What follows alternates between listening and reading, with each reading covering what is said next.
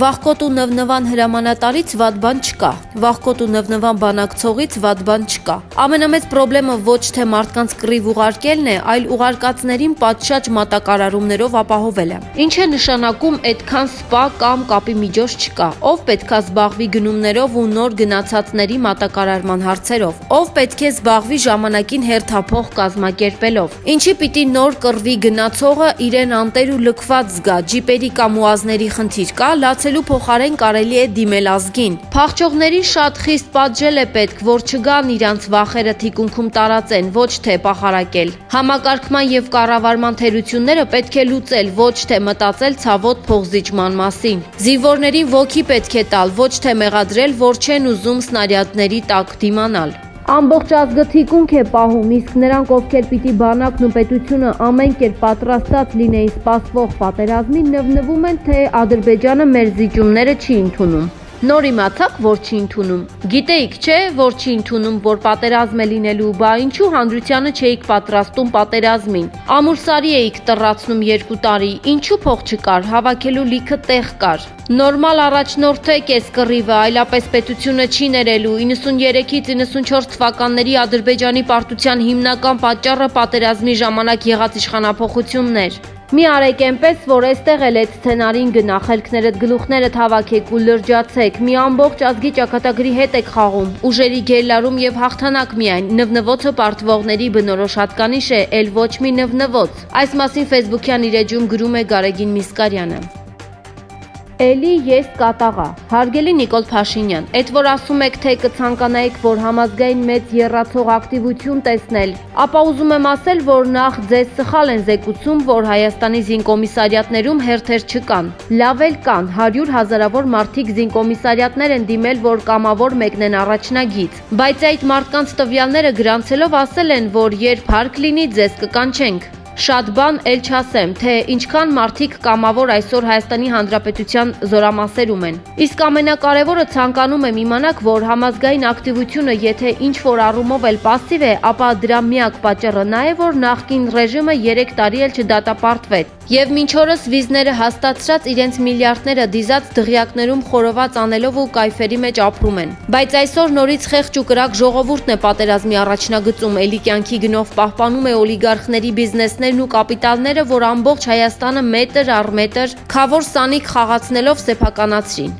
Հիմա ձեզ վստահեցնում եմ, եթե հերոսա հանրապետական թալանչիները դատապարտված լինեին, իսկ վիլլաները վերածված լինեին զինտեխնիկայի, ապա բոլորը մեկ մարդու պես առանց իրար հերթ տալու կհասնեին առաջնագիծ։ Շատ լավ կլիներ, որ նման կոչով էլ դիմեիք նախկին հաստավզերին եւ դոլարով միլիարդատերերին։ Հետգրություն։ Այսօր 21-րդ դարում թրով ու ձիով կռվելու դարաշրջան չէ, սա տեխնոլոգիաների եւ այսպես ասած պուլտով կռվելու դարաշրջան է։ Միաժամանակ ցանկանում եմ ասել, որ Հայաստանում մեր պապերից մեզ ժառանգվել է մի կարևոր հատկություն, որ ընտանիքում իշխողը տղամարդն է եւ հայ տղամարդը չպետք է թույլ տա թեկուզ իր էգ առյուծը դուրս գա մարտի դաշտ, մինչև վերջին հայ տղամարդը չզոհվի, հայկինը պետք է լինի օջախի վարդը։ Աստված մի արասցե, որ հայկինը ընկնի գերի թուրքի ձեռքում, միթե հայ տղամարդն իրեն կների, իսկ թե ինչու այս սահմաններին չեմ, որովհետև ինձ զինկոմիսարիատում ասացին, որ հարկ կլինի կկանչենք։ Այլ մանրամասներ էլ չեմ գրի։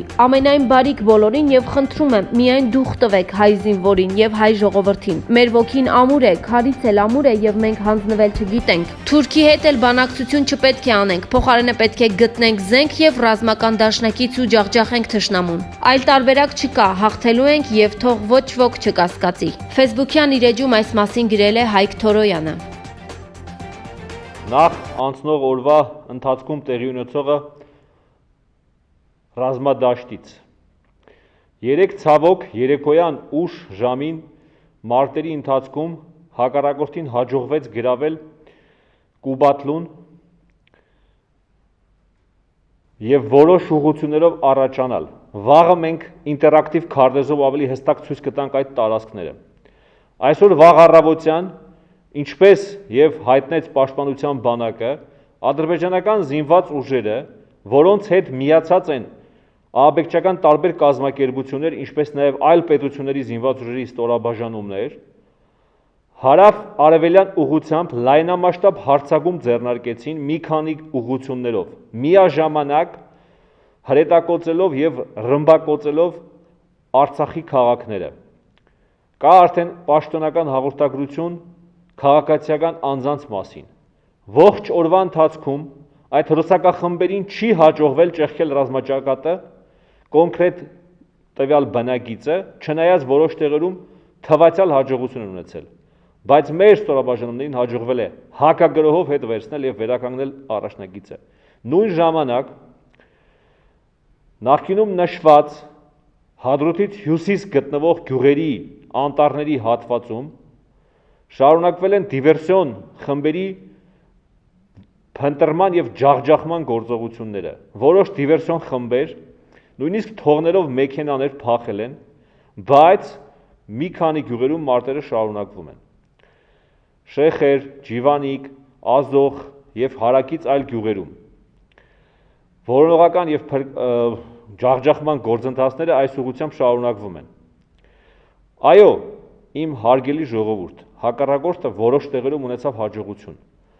Այո, նրանք մոտեցել են Սյունիքի դարպասներին, բայց իրավիճակը ծայրահեղ չէ։ Ես հավատում եմ հայ զինվորի բազկին, ես հավատում եմ հայ զինվորի խելքին, հմտությանը, տոկունությանը։ Հայ զինվորը այսօր էլ, երեկ էլ, նույնիսկ եթե ինչ որտեղ նահանջել է, շատ տեղերում էլ փախուստի է մատնել աշխարհի առաջատար բանակների հատուկ ջոգատայիններին,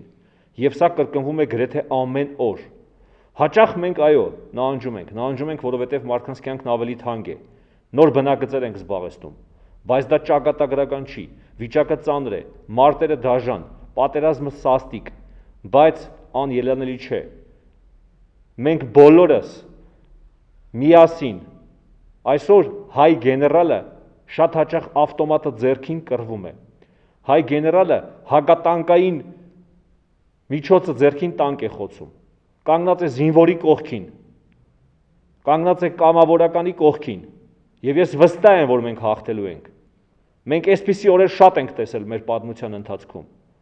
շատ ենք կանգնել նման ճակատագրական պահի առաջ, բայց ես վստահ եմ, որ մենք հաղթելու ենք, որովհետեւ այլ ընտրանք չունենք, սա մեր գոյության կռիվն է։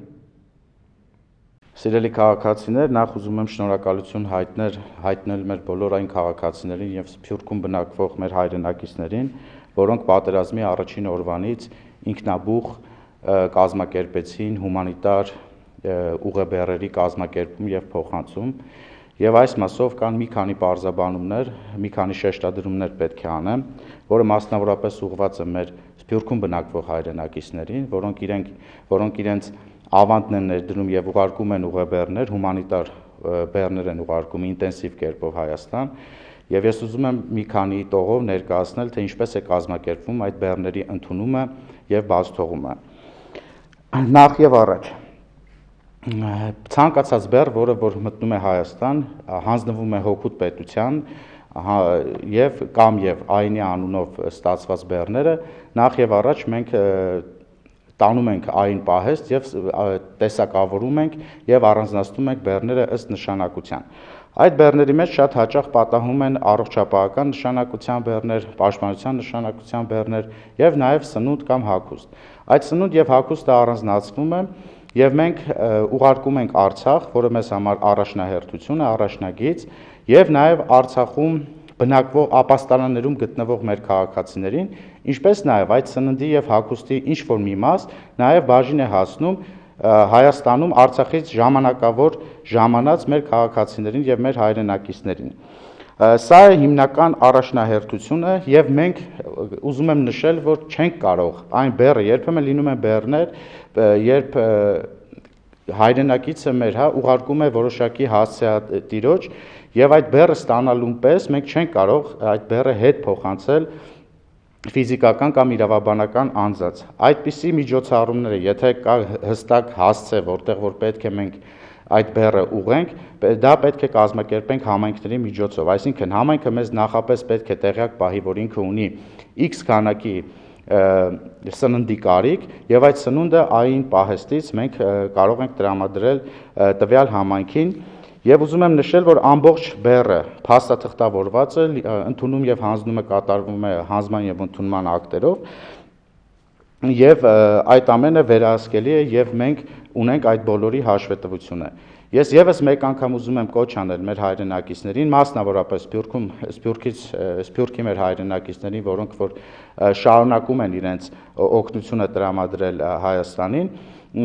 հավատալ եւ վստահել պետական մարմիններին եւ պետական մարմինները իրենք ուղղորդում են բեռները ըստ հասցեների եւ ըստ նշանակության։